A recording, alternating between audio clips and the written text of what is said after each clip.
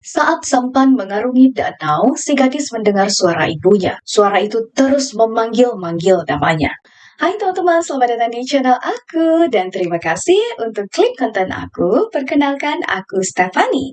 Aku akan membawakan sebuah cerita tentang dongeng dari negeri Aceh. FYI, dongeng ini bersumber dari artikel parenting haibunda.com yang berjudul Batu di Tepi Danau Laut Tawar. Selamat mendengarkan. Hiduplah sepasang suami istri dengan anak perempuannya yang cantik jelita di negeri Aceh. Selain cantik, ia juga rajin dan sangat menyayangi keluarganya. Seorang pemuda tampan ingin meminang gadis itu. Ia berasal dari keluarga yang terhormat dan kaya raya di negeri seberang. Si gadis menerima pinangan si pemuda setelah keluarganya memberi restu. Pesta pernikahan pun dilangsungkan dengan sangat meriah. Setelah beberapa hari, pemuda itu hendak ke kampung halaman. Ia mengajak istrinya. Hati sang istri sangat berat meninggalkan keluarga dan desanya. Namun, ia harus mengikuti ajakan suami sebagai tanda bakti dan kesetiaan kepada suaminya. Anakku, tinggallah di negeri suamimu. Pesan sang ayah. Ingatlah, selama dalam perjalanan, jangan menoleh ke belakang. Jika melakukannya, kamu akan menjadi batu. Si gadis dan suaminya pun meninggalkan desa. Mereka memulai perjalanan jauh menuju negeri seberang. Hingga tibalah mereka di Danau Laut Tawar. Mereka menaiki sebuah sampan dan menyeberangi danau itu. Saat sampan mengarungi danau, si gadis mendengar suara ibunya. Suara itu terus memanggil-manggil namanya. Kejadian itu berlangsung lama. Akhirnya, si gadis lebih memilih menoleh. Petaka pun seketika terjadi. Sesaat setelah si gadis menoleh wajahnya ke belakang, tubuhnya tiba-tiba menjadi batu. Betapa sedih hati sang suami. Karena terlalu cinta, sang suami ingin selalu bersama istrinya. Ia lantas memohon kepada Tuhan agar dirinya berubah menjadi batu. Selesai memohon, tubuh si pemuda berubah menjadi batu. Sepasang batu itu berada di tepi Danau Laut Tawar. Jadi teman-teman, pesan moral yang dapat kita petik dari kisah ini adalah kita harus selalu mematuhi nasihat orang tua dan hendaknya tidak mengingkari janji. Dongeng selanjutnya. Si Kancil dan Siput. Pada suatu hari yang cerah, Kancil sedang berjalan dengan santai di pinggir sungai. Di sana, ia bertemu dengan Siput yang merangkak dengan lambat.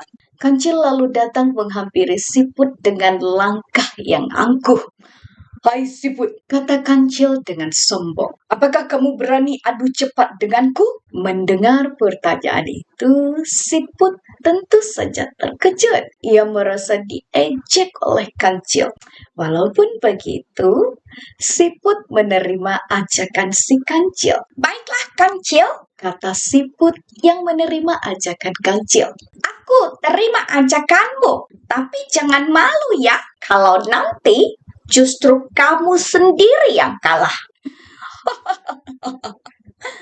Seketika Kancil tertawa mendengarkan ucapan Siput. Mana mungkin kamu bisa mengalahkan aku, Siput? Kamu adalah hewan perangkak yang sangat lambat. Mendengarkan hal itu, bukannya membatalkan ajakan Kancil, Siput justru makin menantang Kancil. Baik, tentukan saja kapan kita akan berlomba.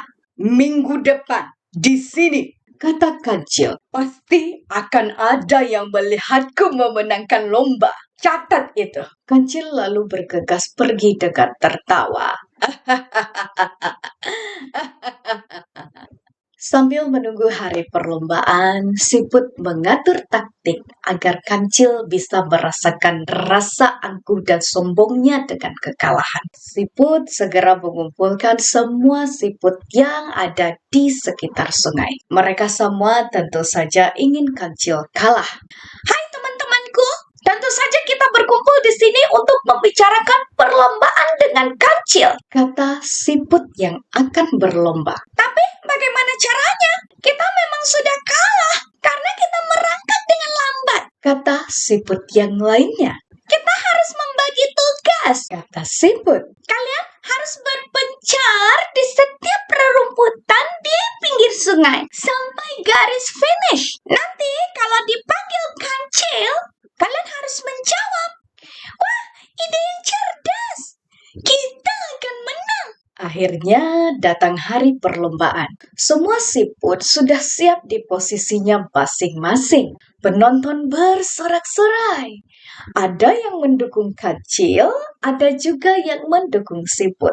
Hingga bendera diangkat, tanda lomba dimulai. Begitu lomba dimulai, kancil berlari dengan sangat kencang. Semua tenaga ia kerahkan agar bisa memenangkan perlombaan itu. Tapi setelah berlari sekian kilometer, nafasnya mulai terengah-engah dan memutuskan untuk beristirahat di bawah pohon.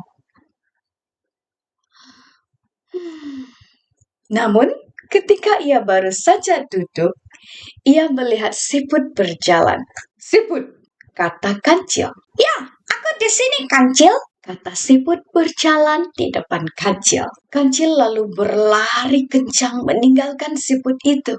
Dia mulai kehabisan tenaga ketika sampai di pohon besar yang rindang. Kancil kembali duduk dan beristirahat. Tapi siput datang melewatinya. Siput, kata kancil lagi. Ya, aku di sini, kancil. Begitu seterusnya yang terjadi. Hingga kancil kelelahan dan siput memenangkan perlombaan. Di garis finish, kancil mengakui kekalahannya. Sementara, siput yang memenangkan perlombaan hanya tersenyum tipis. Siput tidak merayakan kemenangan dengan berlebihan. Oke teman-teman, pesan moral yang dapat kita petik dari dongeng si kancil dan siput ini adalah kita harus berani mengakui kekalahan dan tidak sombong dengan kemenangan. Oke teman-teman, semoga kamu terhibur dan tidur nyenyak hari ini.